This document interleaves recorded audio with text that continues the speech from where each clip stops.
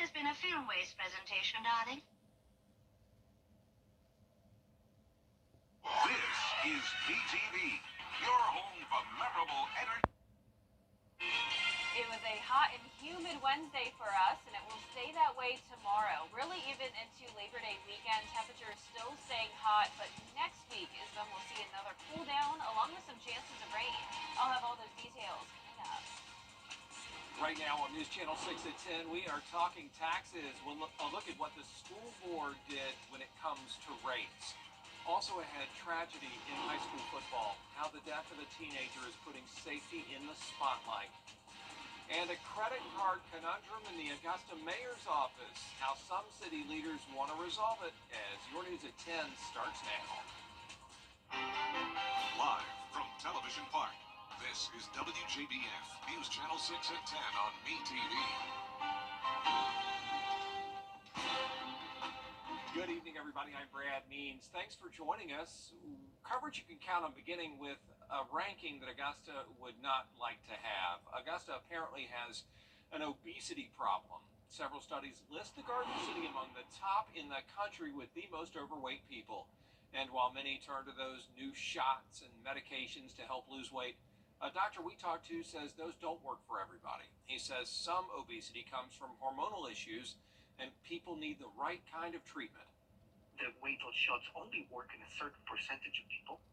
Number two, if doesn't have a follow-up and a plan in the future, patients regain the weight.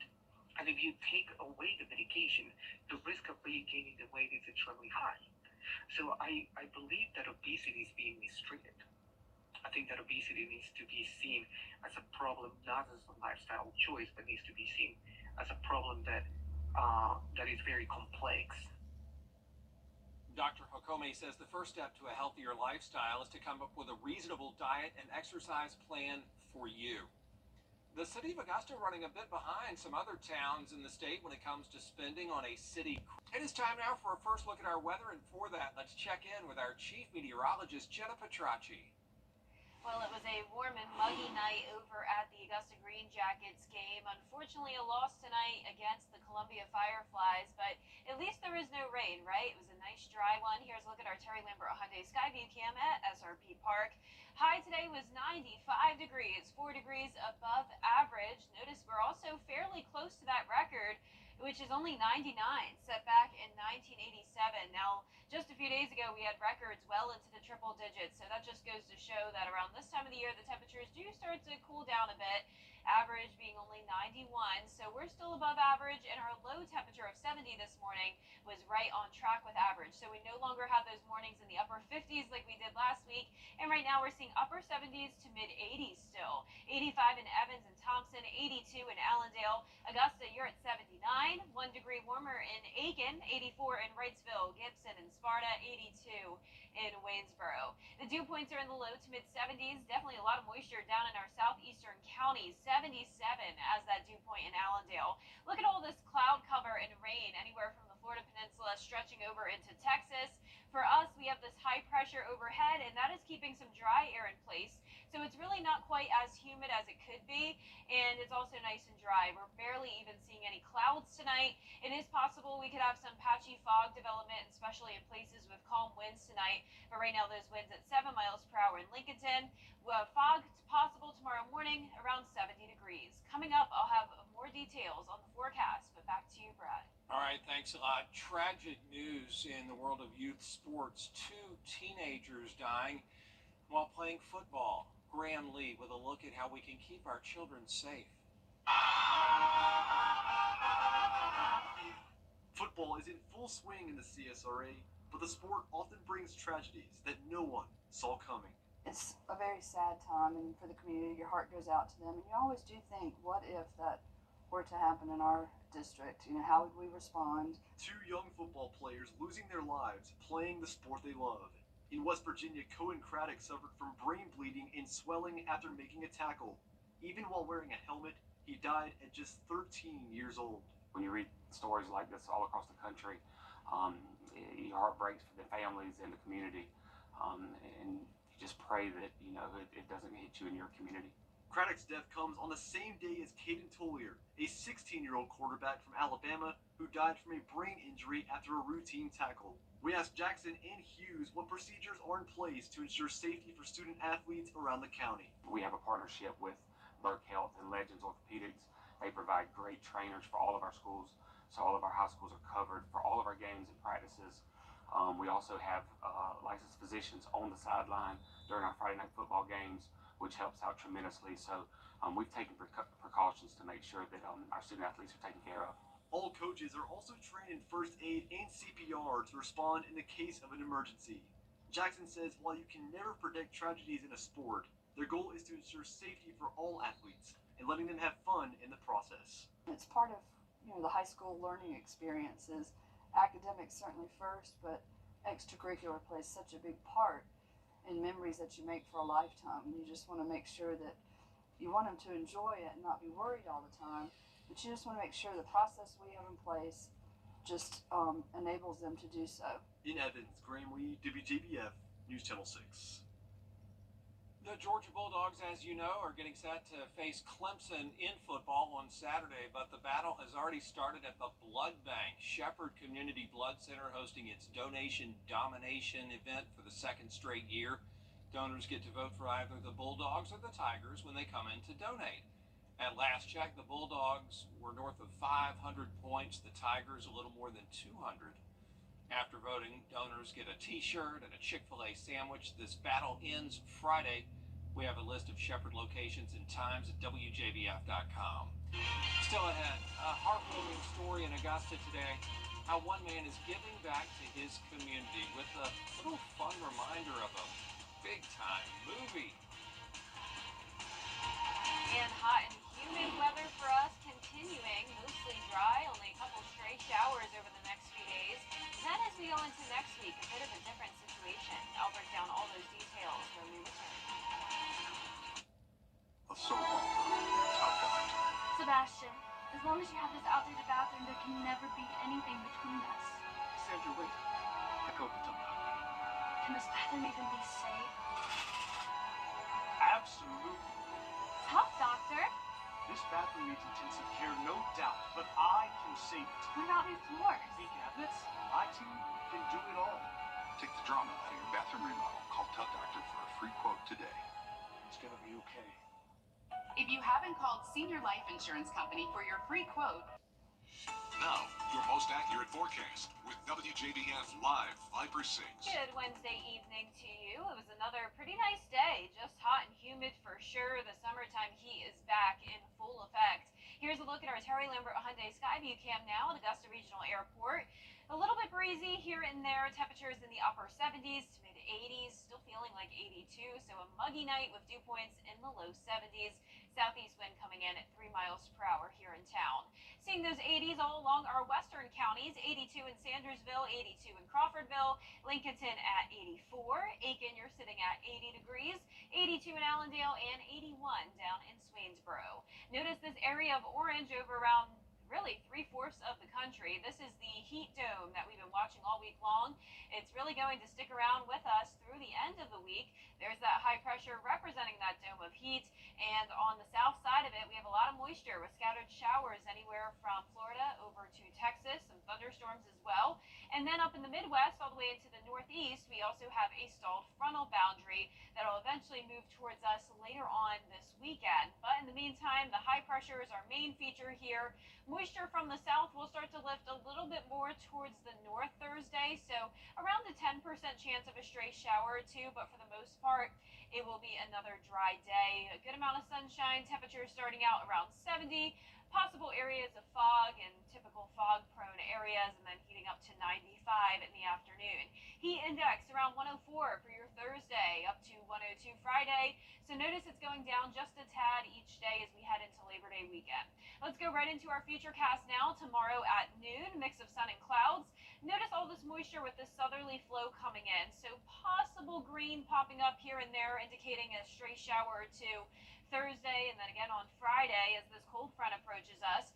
This cold front will really take all the way until around Sunday night into Monday to move into the CSRA. And at that point, that's when we'll see a slightly higher chance of rain by Monday, Labor Day, at a 30% chance, going down to 92 degrees by Monday. It does look like we'll finally have above average chances of precipitation September 3rd through 7th across a good portion of the southeast, including the CSRA. But for now, 10% chance of rain continues through Sunday, up to 40% Tuesday and Wednesday. And with those rain chances comes a pretty steep drop in temperatures. 85 is your high on Tuesday, 83 on Wednesday. And then check out these futurecast temperatures into Thursday of next week. Only seeing those low to mid 80s still. So it does look like a long stretch of some cooler weather headed our way. Lows tonight will be in the low 70s. Highs tomorrow will be in the mid 90s, some upper 90s possible as well. And that 10-day forecast showing the chances of rain increasing next Tuesday, along with the cloud cover increasing. It will be pretty cloudy along with those rain chances and cooler temperatures from Tuesday through Thursday of next week. All right, Jenna, thanks a lot. A local man giving back to his community through a familiar car. Corey Anderson is a member of 3MC Augusta Car Club, and they encouraged him to use his Dodge Charger to spread joy to children as, you guessed it, Lightning McQueen from the popular Cars movie franchise. Anderson was at the J. Hubbard Boys and Girls Club in Augusta today, and as you see, students from the club loved the car and posed for pictures with it. Growing up, I was a huge fan of Lightning McQueen. Unfortunately, my dad, he did pass away, but I was blessed to be able to position to use what he left me in order to buy a car. And I did have a troubled past, and I wanted to turn my life around, and I wanted to make people happy. So instead of heading the opposite direction, I wanted to do something positive. So I turned it into something that I like, while at the same time honoring my dad. Oh, the kids at Boys and Girls Club really did enjoy the event, and great looking car. Love those movies. The Richmond County School Board signing off on a measure that's going to mean more money for schools and an increase on your property tax bill. Isabella Moody has the story. The Board of Education approved the millage rate at its meeting this week. It's a 13.4 increase from last year. It means the average homeowner will pay about $14 extra a month, or about $167 a year. We had not changed the millage rate, and we would have had a, and it stayed the same as it was last year, we would have had a zero increase on anything. But that would have meant that we wouldn't have been able to gain the amount of dollars that it is costing us to do certain things. The main goal is to give back to the staff, teachers, and bus drivers. The board wants to retain employees and stay competitive with surrounding counties. There was also an increase in health care and benefits for the teachers and staff this year. You always want to pay teachers more because they're the lifeblood of what's going on in the classroom. And anytime that we have an opportunity to do that, we ought to take advantage of it. Not taking advantage of people, taking advantage of what we think is the right thing to do. Walker says the BOE understands that the prices are going up these days, and that does not make it easier for some to pay this extra money. One homeowner we talked to says he knew this would eventually happen. I don't pretend to discount the fact that that just adds on top of everything else that's being increased. You know, all you have to do, you don't even have to turn on the television. It's everywhere. Inflation being what it is, expect the millage rate to follow suit. The ultimate goal is to create a great environment for the children. I would like to think that at the end of the day, that it's going to benefit the kids in the school, because that's who it should benefit. Still ahead on News Channel 6 at 10, the vice president on the campaign trail in Georgia. Coming up, we'll meet our Scholar Athlete of the Week and the Braves looking for their first series sweep since June.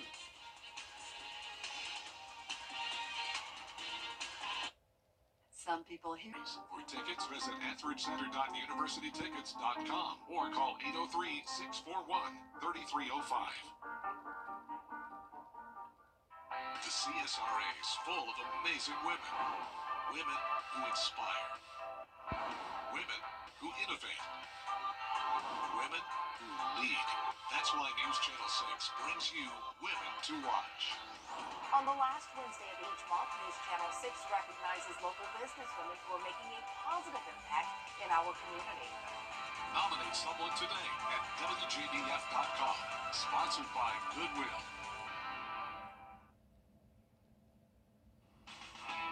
Now, WJBF sports coverage you can count on. Every week, we honor an exceptional athlete who is also a leader in their school and community. This week's scholar athlete is Grovetown's Amari Jackson. Amari plays basketball for the Warriors, where he earned all-region honorable mention honors last season. And in the classroom, he has great grades as well. He's been on the honor roll every semester of his high school career. His parents and coaches, say they are so proud of all his hard work. It's just a blessing. I really want to thank God first, and just thank my family and the people I have around me that push me to be better every day. And I just try to stay the same every day and progress as a person and a better teammate and in the classroom. I am so proud. Amari is a very humble and well-mannered child, so I am so grateful that he is reaping his harvest and being able to receive this award. He's always wanting to go to the gym. He wants to get better. He wants to work on his craft, so he's dedicated to the cause. Just seeing him grow from when he came here from middle school to who he is now.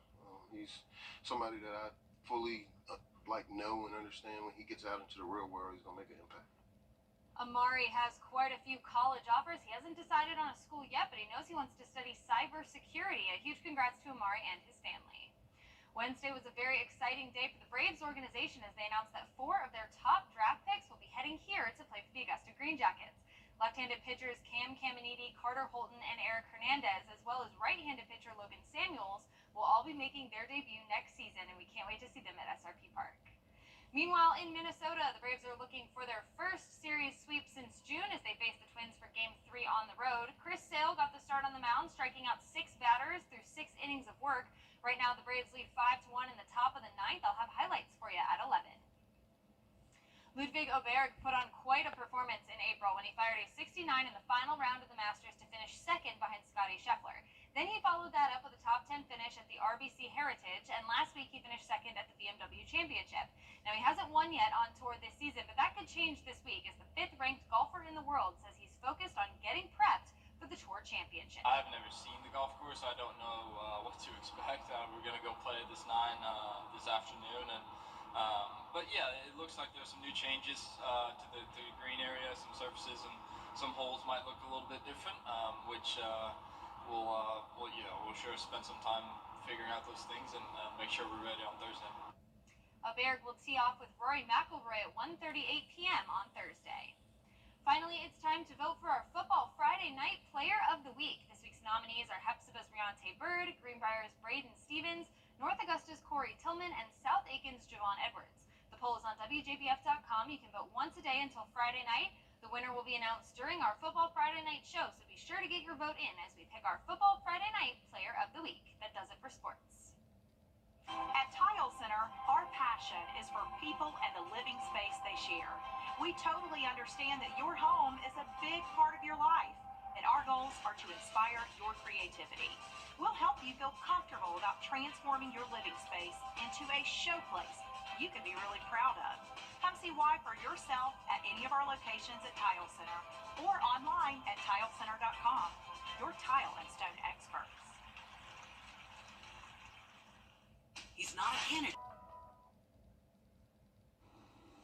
And last but not least, a woman with stage 4 cancer is going to get her final wish granted. She wanted to ride a horse to make her dreams come true. Allison Gens is in Dayton, Ohio with one more rodeo. Inside the riding center at Carriage Hill Metro Park. It's not my first rodeo. 69-year-old Brenda Garamone proves nothing can stop you from getting back on the horse. Literally. I'm out here for everybody else that's got cancer. Brenda has stage 4 bone cancer, first diagnosed with lung cancer and eventually spread to her arm, breast, and spinal cord. And a few weeks ago, she was taken into the care of Grace Hospice. We learned through her interactions with her nurse that kind of her last wish was to spend time with a horse again. Her nurse, Caitlin, said, I'll get her on a horse one way or the other. So we started the journey, and we actually didn't have to look very far. With help from Grace Hospice, her brother, and staff at Carriage Hill, Brenda is able to ride again. A lot of people that we take care of are not well enough to really even leave their home. So it was nice to be able to seize this opportunity. Brenda says she's been a fighter through her diagnosis. This horse is named Sassy. I'm sassy too. And she wants anyone else with cancer to do the same. Anybody that's got cancer, don't give up. You keep going and going and going. Don't let this stop you. Oh, sweet Brenda. She looked beautiful on that horse. Yes, she did. Oh, beautiful horse, special. beautiful woman. So happy that that happened for her. Me too. Yeah. How many times have you both been on a horse? Oh, way too many. I used to like ride horses. Horses and I have issues, so we. Okay, so I would pay money to see you ride a horse, Brad. A horse sneezed on me one time, and that was pretty much the end. It's okay. No more graphic. horses. Oh, for yeah, Brad. that sounds like it'd be a powerful sneeze. Wow. For me, just 2 times. Well, our 10-day forecast showing mostly sunny and dry conditions over the next couple of days. Hot and humid, 96 tomorrow, 94 Friday through Sunday, 92 for your Labor Day, 30% chance of rain, cloudy, cooler, and higher rain chances next week. Thanks a lot, Jenna, Kira. We appreciate all of you joining us. We're back at the top of the hour for News Channel 6 at 11. Hogan's Heroes is next, right here on MeTV.